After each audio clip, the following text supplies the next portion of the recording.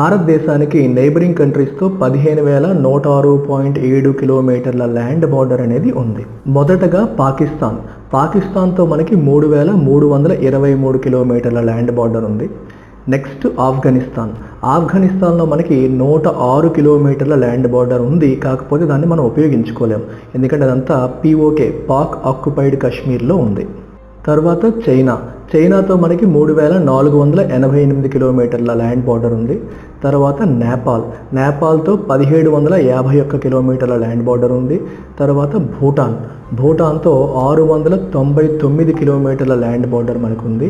ఆ తర్వాత బంగ్లాదేశ్తో మనకి 4,096.7 కిలోమీటర్ల ల్యాండ్ బార్డర్ ఉంది. దెన్ మయన్మార్తో మనకి 1,643 కిలోమీటర్ల ల్యాండ్ బార్డర్ ఉంది. సో లెంత్ ప్రకారం తీసుకుంటే మ్యాక్సిమం ల్యాండ్ బార్డర్ మనకున్నది బంగ్లాదేశ్తో.